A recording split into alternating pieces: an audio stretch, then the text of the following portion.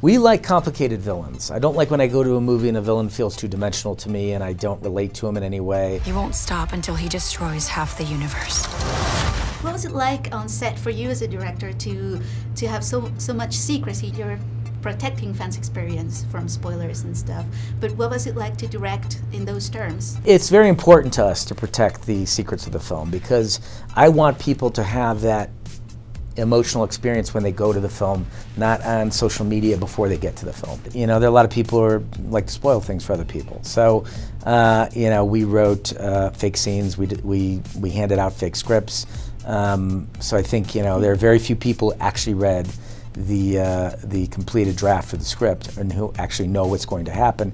Actors would show up on set and we would have to explain to them what was going on in the scene because we hadn't given them the scene to read. It was a lot of work for us and we were happy to do it. It wasn't a burden, you know, because we want to make sure that people get that great experience when they see it for the first time. Everything you love, it will all be gone. Thanos, I mean, the supervillain is sort of the protagonist. Right. Was there something that you were trying to avoid about his character, something that you were careful not to do? We like complicated villains. I don't like when I go to a movie and a villain feels two-dimensional to me and I don't relate to him in any way. I prefer when it's complex and I don't you know, in some ways what he wants I understand, but the way that he's going about trying to achieve it is insane. And then that causes conflict to me as a viewer. So what we were trying to avoid with Thanos was making him a two-dimensional villain. And I think you'll see in the movie that he goes on a very emotional journey in the film. And you know, I've said in the past that the movie's told from his point of view, which I think is really unique for a commercial movie. I don't know that, you know, a movie of this scale has been told from the point of view of a villain before. So I think it'll be a unique experience for the audience. What was the exchange with the other directors of the MCU like? Did you talk to them a lot? Absolutely. Maybe James Gunn all the time? Yeah. We interact with each other all the time because people are making movies that are overlapping, and so we need to read scripts or see footage or, you know, see previs to understand where the characters are going in each story. Taika Waititi was making Thor Ragnarok while we were shooting this, so Thor was changing dramatically. And so it's very important that we talk to him as much as possible and that we see as much of the footage as possible so that we understood the direction that he was taking the character in. So we text each other, we run into each other in the hallways.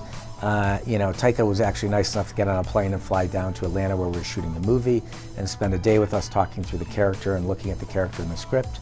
So it's you know, there definitely is. I think so. It's Taika and Ryan Coogler, because they were shooting Black Panther at the same time. And he was developing new characters in the Black Panther universe, and he was across Atlanta from us. So we spent a lot of time. We went over to Ryan's set. We spent a day there. He was very gracious with his team talking through the Black Panther universe. We used their sets for some of our scenes. So it's all very, I think Ryan and Taika probably the most because their movies were shooting while we were shooting. Boom! Avengers Infinity War is not just about putting superheroes together, it's about putting people's agendas and different sensibilities and fan favorites and fan favorite dynamics. How did you approach all this putting together and why have you gone mad? We have gone mad. No, it was, look, I grew up collecting comic books. I loved all these characters. You know, Marvel, most of my comic books are Marvel comic books. I love those characters because they were flawed and they were human and they were approachable and they felt like people I knew. You know, so for us, the job sitting down was trying to figure out how to bring all of those really fascinating characters who people love and put them together in a movie in a way that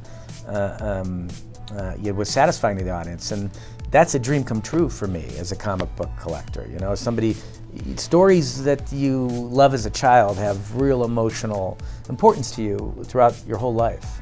And so the mythology behind these characters is very important to me, and I also think you can reach a very wide audience with these movies, and so you can say things that are interesting and compelling and get a response from a large audience. So, you know, we were driven and motivated to work really hard to make sure that we didn't go mad because of our love for all the characters. We're celebrating 10 years of the MCU. What would be one scene not in the Avengers Infinity War that you would have loved to have directed?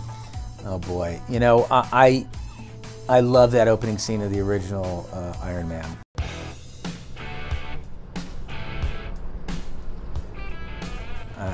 where Tony's in the Humvee. Is it cool if I take a picture with you? Yes, it's very cool.